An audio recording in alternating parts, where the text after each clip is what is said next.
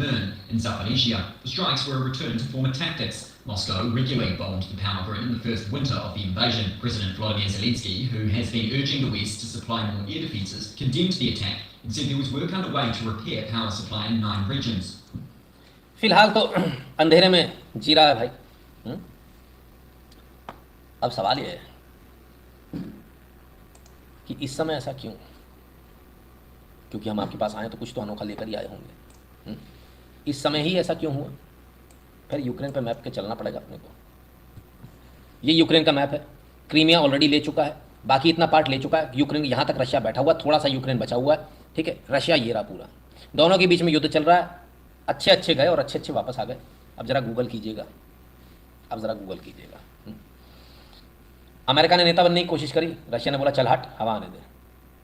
तमाम सारे नेता और गए बनने, सबको एक लात मार के बाहर कर दिया। रशिया ने बोले चलो हटो, हवा आने दो। चीन ने भी कोशिश करी लेकिन फेल हो गया। लेकिन अभी पिछले हफ्ते की खबर है, बल्कि इनफैक्ट इसी हफ्ते की खबर है, यूक्रेन और रशिया दोनों ने ये रिक्वेस्ट करी थी कि भारत मध्यस्थता करा दे और ये युद्ध रुक जाए, दोनों ने। और दोनों को भारत की तरफ से फ़ोन किया था। प्रधानमंत्री मोदी ने दोनों से बात करी थी फ़ोन पर। ये न्यूज़ हमने नहीं ली थी, लेकिन ये न्यूज़ आपको गूगल करेंगे मिल जाएगी।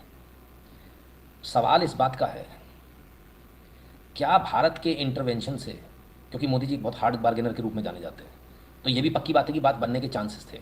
तो क्या बात बनने के चांसेस लगे तो कुछ लोगों ने ऐसी स्थिति उत्पन्न कर दी कि अब कैसे भी करके सीज़फायर हो ही ना पाए। तो ये जो आतंकवादी हमला है, क्या ये आतंकवादी हमला उसका परिणाम है कि जब दोनों तैयार हो गए थे, बोले हाँ ठीक है आप बात करो, हम बात करते हैं। दोनों देश तैयार थे, एक नहीं। अब तक एक देश तैयार था, दूसरा नहीं था। यही व्लादिमीर ज़ेलेंस्की भारत को एक समय पर गाली दे रहे थे कि आप हमारी मदद नहीं कर रहे। और वही व्लादिमीर ज़ेलेंस्की भारत के साथ में कहते हैं, बोले आप बात कीजिए, हम मध्यस्थता के लिए, आप मध्यस्थता कीजिए, हम तैयार हैं। अगर आप करोगे तो हम तैयार हैं। रशिया भी इस पर तैयार था, बोले भारत करेगा तो हम तैयार हैं। चीन ने कोशिश करी थी, उसकी मानी नहीं, भारत की मानने को तैयार थे। सवाल यहाँ पर बहुत बड़ा है, क्या भारत विश्व शक्ति ना बन जाए? इसका ये कारण था। ये NOS जो 44 हैं, बड़ी मूर्ख टाइप के, एकदम भूतिया टाइप के आदमी हो यार। 2 कौड़ी की तुमको तमीज़ नहीं है, कह रहा हूँ जब गूगल कर लो। क्यों सबके सामने मतलब इतनी बेइज्जती कराते हो अपनी? गूगल कर ले भाई, थोड़ा पढ़ लिख लिया कर। क्यों जाहिल का जाहिल रहेगा भाई? हैं? माँ बाप ने नाम नहीं दिया, अवैध संतान हो क्या? दिया है तो अपना नाम लिखा करो सही से। अवैध संतान लिखते हैं ऐसे उल्टे सीधे नाम, है ना? ठीक है, गूगल कर ले भाई, हिंदी में कर ले, गूगल मिल जाएगा, खबर मिल जाएगी, सब में छपी थी। ठीक है, तो क्या भारत की पोजीशन बहुत बड़े वर्ल्ड लीडर के तौर पर आ जाएगी? क्योंकि जो भी इस युद्ध को रुकवाएगा वो नंबर 1 पर पहुंच जाएगा भाई कि ये बहुत ताकतवर है ना? अब सवाल इस बात का है कि भारत को ताकतवर बनने से रोकने का प्रयास था, इसलिए युद्ध, ये आतंकवादी हमला कर दिया कि रशिया आप सुनेगा ही नहीं। बोले नहीं, पहले तो मैं बदला लूँगा, क्योंकि पुतिन की आदत में है ये। अगर उनके लोगों का नुकसान होगा तो वो पहले अपने लोगों का नुकसान पूरा करेंगे। अगर मेरे 10-100 मरे हैं तो मैं आपके 150 ही मारूंगा। ये पुतिन की चित परिचित अंदाज है, दुनिया जानती है इसको। तो ये बात तो एकदम स्पष्ट है कि आप पुतिन रुकेंगे नहीं। यानी जो समझौता होने के चांसेस थे, वो समझौता होने के चांसेस अब फिलहाल खटाई में पड़ते नजर आ रहे हैं। ठीक है, तो धन्यवाद नवीन जी। तो कुल मिलाकर जो है घटनाक्रम जो है बड़ी तेज़ी से बदल रहा है, और तेज़ी से बदलते में एक और चीज़ समझिए, तो ये कौन कर सकता है जिसको भारत से प्रॉब्लम हो? ऐसा कौन है जिसको भारत से प्रॉब्लम होगी? एक वीडियो देखते हैं फिर समझते हैं। आओ,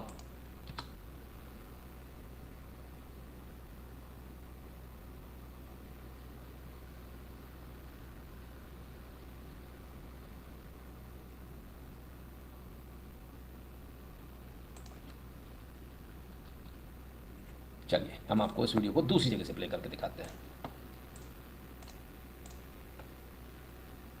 क्योंकि कहीं ना कहीं किसी को तो प्रॉब्लम हो रही है, और जिसको प्रॉब्लम हो रही है उसको सब पता भी था।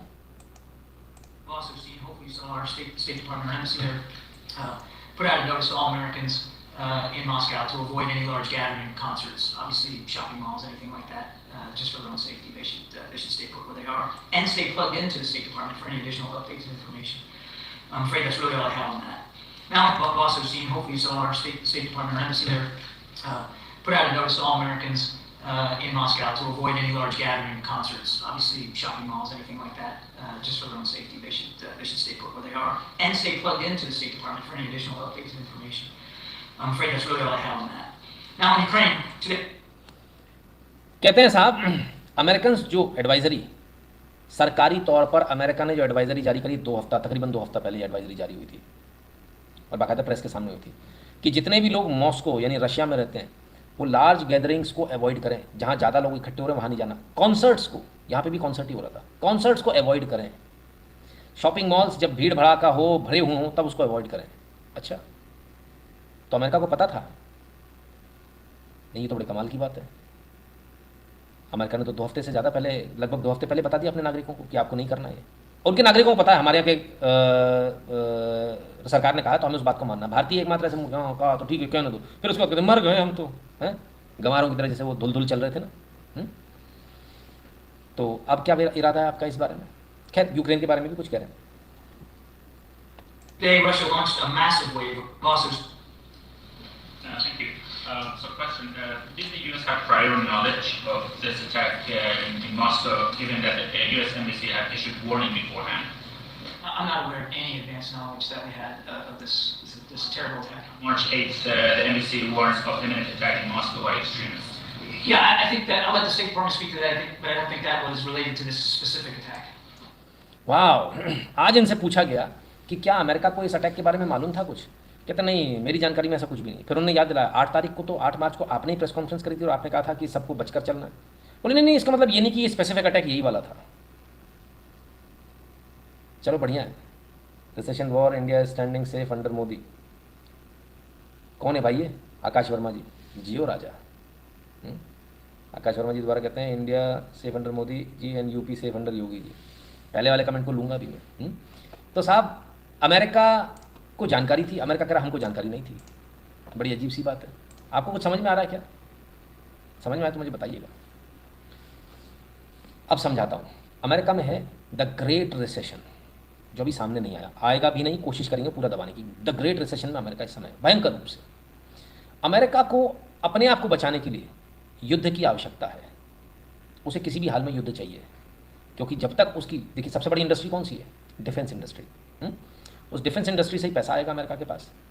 और अमेरिका को हर जगह युद्ध चाहिए, हर जगह तो नहीं कर पा, लेकिन जहाँ कर सकता है वहाँ तो प्रयास कर रहा है। हर छोटी मोटी जगह भी कर लेता है। हाँ, मज़े की बात यह है कि अमेरिका चाह रहा कि युद्ध चले, रशिया नहीं चाह रहा युद्ध चले, और जितना नुकसान यूक्रेन का हो चुका वो भी नहीं चाह रहा युद्ध चले। भारत सोचता है कि भाई हमको तो व्यापार से मतलब है, अमेरिका से हमारा व्यापार अच्छा, हमारे यहाँ से चीज़ें बनकर अमेरिका जा रही हैं। रशिया से हमारी दोस्ती अच्छी, हमारा उसके साथ में अच्छा व्यापार चल रहा है। इजराइल से हमारी अच्छी दोस्ती, जो कट्टर दुश्मन है रशिया का, उससे हमारी अच्छी दोस्ती है। यूक्रेन हमसे कहता है कि समझौता करवा दो, हमारी उससे भी अच्छी दोस्ती है। एक्सेप्ट जेलेंस्की एकमात्र ऐसा है मूर्ख जिसने संबंध बिगाड़े भारत से, लेकिन अब वापस लाइन पर आ गए, वरना यूक्रेन से हमारे संबंध कभी खराब नहीं रहे, हमेशा बहुत अच्छे रहे। अब इन सारे चीज़ों के बीच में चीन ऐसा फंसा हुआ है जो चाहता कि मेरे यहाँ युद्ध नहीं होकर सब जगह हो। अमेरिका कहता है चीन से युद्ध हो जाए, कोई तो लड़ लो, तुम ही लड़ लो भारत।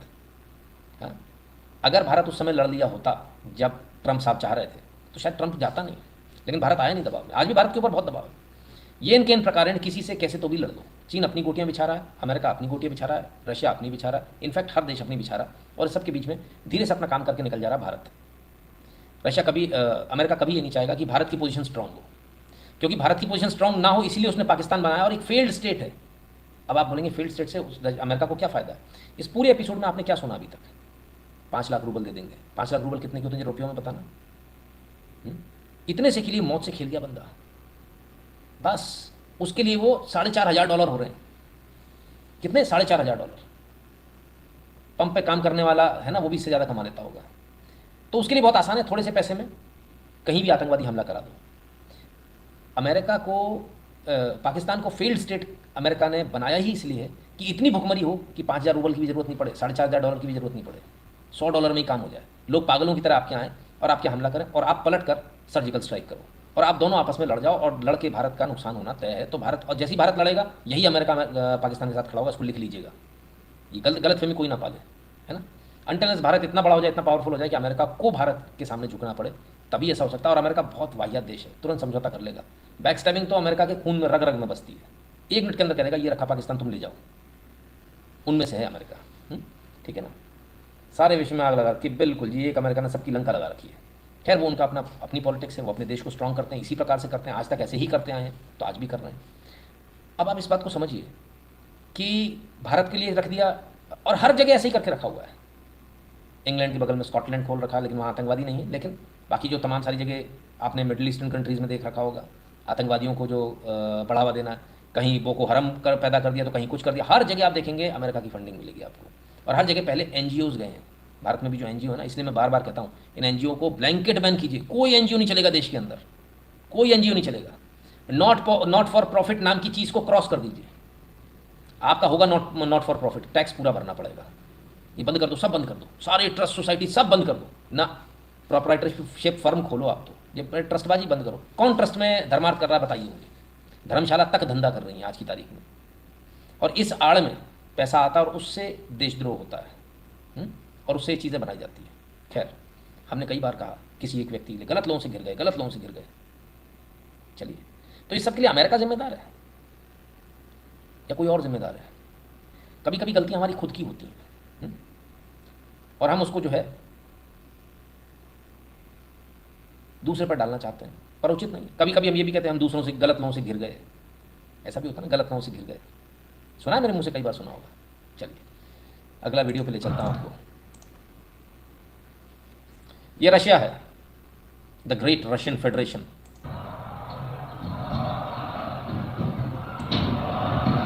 और ये रशिया में नमाज पढ़ी जा रही है, बिल्कुल अभी का वीडियो है भाई साहब। क्या सड़क के ऊपर, ऐसा कभी नहीं होता था, लेकिन ऐसा भी होने लगा। क्यों होने लगा?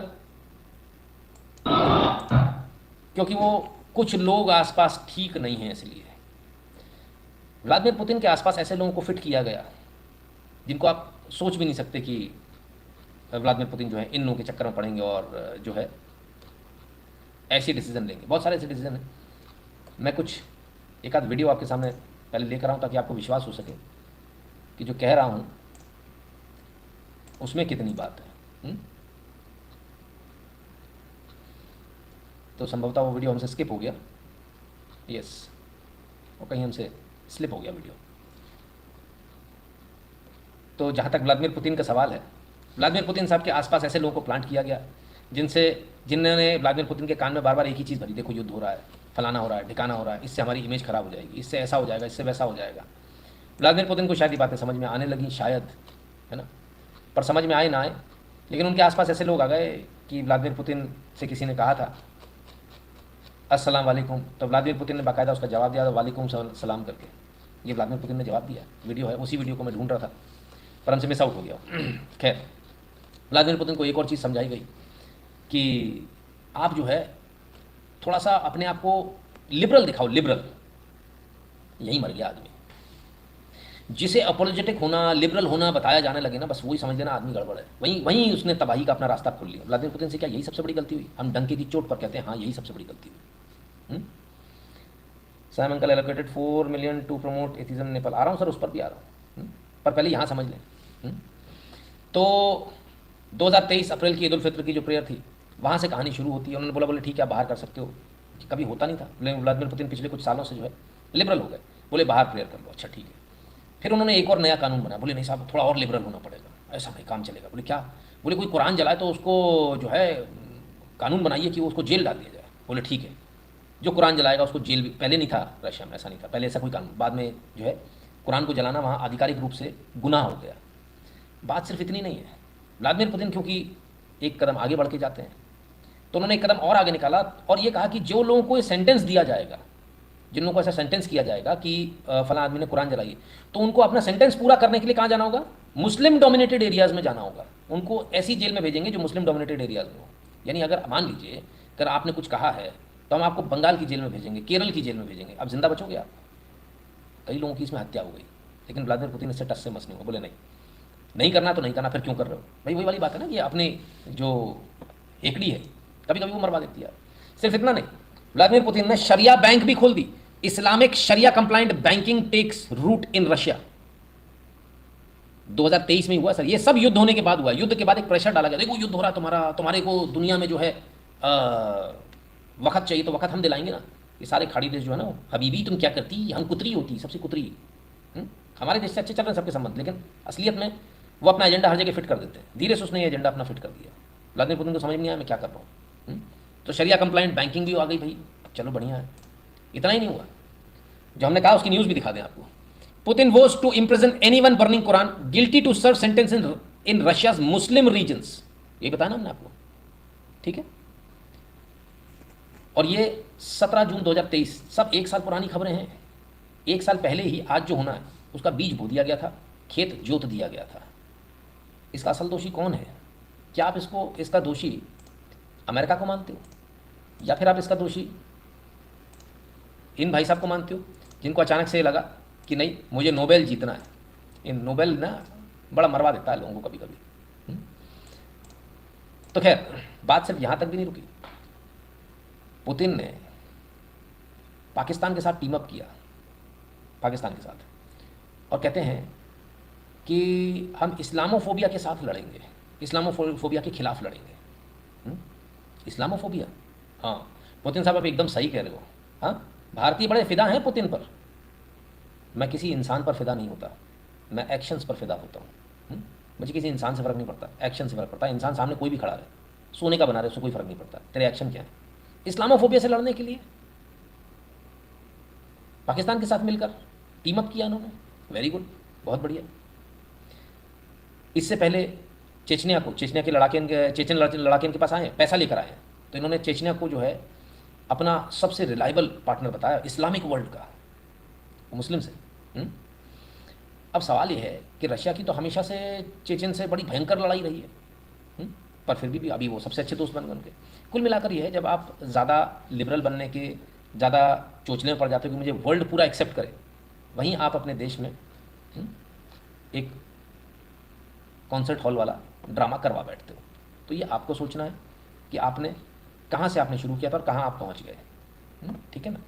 तो मेरी नज़र में जितना कोई और दोषी है उतना ही दोषी खुद पुतिन भी हैं, उनकी पॉलिसीज़ हैं, और उनकी पॉलिसीज़ ने फिलहाल ऐसी स्थिति कर दी है कि आज की तारीख में आप यहाँ बैठकर कह रहे हो कि इस्लामिक टेररिज्म है। पुतिन ने इस्लामिक टेररिज्म नहीं बोला, टेररिज्म बोला है, और यदि आपने वहाँ बोल दिया इस्लामिक टेररिज्म तो आपको जेल हो जाएगी। आप एक बात तो मान लीजिए, विक्टिम कार्ड खेलने में और अपना नैरेटिव चलाने में, अपना सिस्टम बनाने में, भाई इन लोगों का कोई जवाब नहीं है। पुतिन जैसे को घुटने पे ला दिया, वो भी इन्हीं के गुण गा रहा, इन्हीं के गीत गा रहा, इन्हीं के गीतों पर नाच रहा है, डांसिंग टू द ट्यून्स जिसे अंग्रेजी में कहते हैं। कमाल है। One thing is appreciate about Islam is they plant their agenda agents in every country, इसमें कोई दो राय नहीं है। अब आपको समझ में आया पूरा मैटर क्या है। कोई आपको ये खबर नहीं देगा, कोई आपको ये एनालिसिस नहीं देगा। कल बहुत सारे लोग बोल रहे थे गुरु जी आप आज ही ले लो, अगर मैं कल ही आपकी न्यूज़ लेता तो न्यूज़ के तौर पर एक रीड करके चला जाता एंकर की तरह कि ऐसा हुआ, यहाँ पे ये हुआ। हमें कुछ पता ही नहीं था कि अंदर इंटरनल क्या चल रहा है रशिया के अंदर। रशिया के अंदर कुछ भी ठीक नहीं चल रहा, क्योंकि पुतिन भाई साहब अपना रास्ता भटक गए हैं। वो युद्ध में इतने व्यस्त हो गए हैं कि उन्हें दूसरे लोग आके बता रहे हैं कि पुतिन जी ये ठीक नहीं है, ये तो कर रहे हो आप। उसमें तो कोई नहीं बोल रहा कि युद्ध गलत कर रहे हो या इसमें नुकसान हो रहा है। आखिर यहाँ अपना एजेंडा, मतलब उन्हें मतलब ही नहीं है। ये ठीक वैसा ही है जैसा कुछ लोग थे ना कि जब कोविड हो गया, कोविड के टाइम पे आपने देखा बाप मर गया, कोई बात नहीं फूंक दो तुम्हें, लेकिन सुनो मेरे बाप के पास आईफोन मैंने दिया था, वो अंगूठियाँ इतनी पहने थे, वो दे देना, याद है ना। ये मतलब किसी को नहीं दवाइयाँ जा रही हैं सही कि नहीं जा रही है। यहाँ भी ये मतलब किसी को नहीं कि तुम बच रहे हो मर रहे हो। रशिया और यूक्रेन में कौन मरेगा कौन बचेगा उससे किसी को मतलब नहीं। लोग अपना एजेंडा सेट करने में लगे और सब अपना एजेंडा सेट कर रहे हैं। भारत में तो ऐसा नहीं हो रहा ना, ऐसा तो नहीं होगा ना। ये देख लेना, कल को आप बोलोगे ना भाई साहब अगल बगल लोग गलत आ गए थे, हैं ये अगल बगल जो लोग गलत आ गए थे, इन्हीं से कांड हो जाता है, ठीक है। बात मत कहना बताया नहीं था। लोग बोलेंगे गुरु जी आप इसके खिलाफ बोलने लगे हो, उसके खिलाफ बोलने लगे। किसी के खिलाफ नहीं बोल रहे दादा, आप अपना चश्मा उतार लो बस, है ना। आप अपना चश्मा उतार लो, आपको सब सही लगेगा, ठीक है। चलिए, तो वहां तो हमले हो गए।